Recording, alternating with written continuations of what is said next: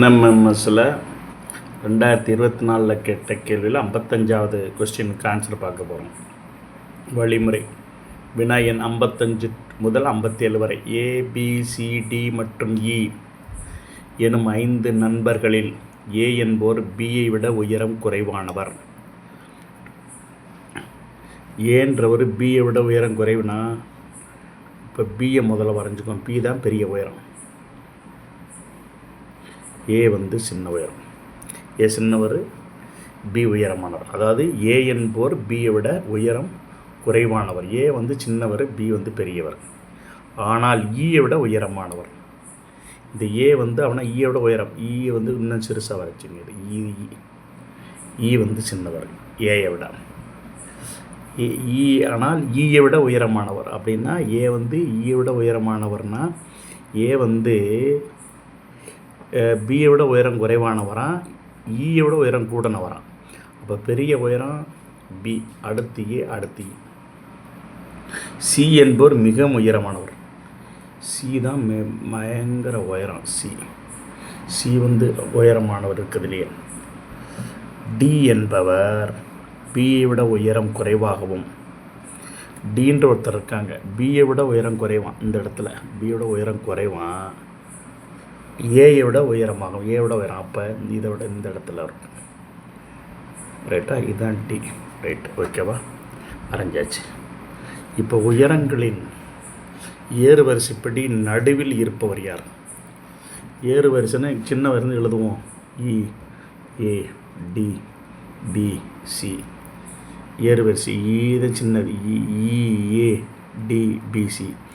ஏறு வரிசைப்படி நடுவில் இருக்குது யாருன்னா டி தான் நடுவில் இருக்குது. டி தான் ஆன்சர். ரைட்டா? அடுத்து டி தான் கரெக்டான ஆன்சர். அடுத்து ஏயை விட உயரமாகவும் சியை விட உயரம் குறைவாகவும் உள்ளவர்கள். ஏயை விட உயரம் கூட இருக்கணுமா, ஏயோட உயரமாகவும், ஏழு உயரமாக சியை விட உயரம் குறைவாக இருக்கணுமா? அப்போ யார் யார் இருக்கா?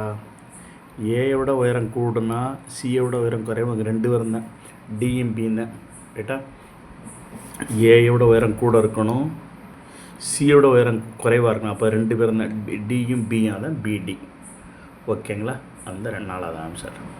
அடுத்து உயரங்களின் ஏறு வரிசைப்படி ஏயும் பியும் தங்களது இடத்தை மாற்றிக்கொண்டுள்ளனர் எனில் சியின் தற்போதைய நிலை என்ன? இப்போ ஏறு வரிசையில் எழுதியாச்சு. இஏடிபி. இப்போ இந்த ஏயும் சியும் இடத்த மாற்றிட்டா, இங்கே சியும் இங்கே இடத்த மாற்றிட்டா சியோட தற்போதைய நிலை என்னன்னு கேட்டிருக்கேங்க. இப்போ சி எங்கே இருக்குது? இடது, இது வலது, உங்களுக்கு இது வலதுபுறம், இது இடதுபுறம். இடதுபுறத்துலேருந்து 2வதாக தான் சி இருக்குது. அப்போ இடதுபுறம் இருந்து 2ஆம் இடம் தான் சி இருக்குது. அடுத்து இங்கே 58வது கொஸ்டின். ஒரு பகடையில் வெவ்வேறு நிலைகள் படத்தில் காட்டப்பட்டுள்ளன.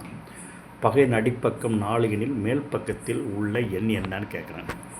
இதான் பகடையோட 3 பக்கம் தான் உங்களுக்கு தெரியுது. இந்த 4க்கு ஏத்தாப்ப ஒரு பக்கம் இருக்குது, 2க்கு அந்த பக்கம் ஒரு பக்கம் இருக்குது, 5க்கு கீழே ஒரு பக்கம் இருக்குது, 6 பக்கம் இருக்கும் பகடைக்கு.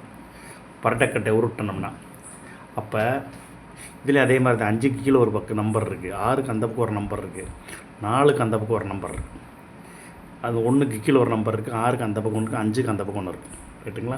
இப்போ அதேமாதிரி முதல் 2 தான் கம்பேர் பண்ணிங்கன்னா இங்கே 4 5, இங்கே 4 5 இருக்குது. அப்போ விட்டு போன நம்பர் இங்கே 2 6 இருக்கா, இங்கே 6 இருக்குது, இங்கே 2 இருக்குது. அப்போ இதுதான் ஆப்போசிட் பக்கமாக இருக்க முடியும். 2க்கு ஆப்போசிட் 6ஆக இருக்கும், 6க்கு ஆப்போசிட் 2ஆக இருக்கும். அப்போ எதாவது ஒன்று 2 அடிப்பக்கம் 2னா மேல் பகுதி 6ஆக தான் இருக்கும் ஆன்சர். ஓகேங்களா? அதனால் திரும்ப பாருங்கள், லைக் பண்ணுங்கள், ஷேர் பண்ணுங்கள், சப்ஸ்கிரைப் பண்ணுங்கள். புரியலன்னா கமெண்ட் பண்ணுங்கள், நான் ரிப்ளை பண்ணுறேன். இது வரைக்கும் நடந்த எக்ஸாமோட கொஸ்டின்லாம் ஒரு வாட்டி நீங்கள் ஒர்க் அவுட் பண்ணி பார்த்துட்டிங்கன்னா உங்களுக்கு ஒரு ஐடியா கிடைக்கும். கடின உழைப்பு கொடுத்தா தான் பலன். கடின உழைப்பு கொடுங்க, வெற்றி உங்கள் கையில் தான். ஓகேங்களா? எப்படியாவது முயற்சி பண்ணி புதுசாக இப்போ தான் சேனல் ஆரம்பிச்சிருக்கேன். மேட்டில் எல்லா 2016 கொஸ்டின் 2025 கீழே அப்படியே பார்த்துட்டே 2016 வரைக்கும் கம்ப்ளீட் பண்ணிடலான்னு பார்க்குறேன். உங்கள் எக்ஸாமுக்குள்ளே முயற்சி பண்ணுறேன். நீங்களும் பாருங்கள், லைக் பண்ணுங்கள், ஷேர் பண்ணுங்கள், சப்ஸ்கிரைப் பண்ணுங்கள். புரியலைன்னா கமெண்ட் பண்ணுங்கள். தேங்க்ஸ்.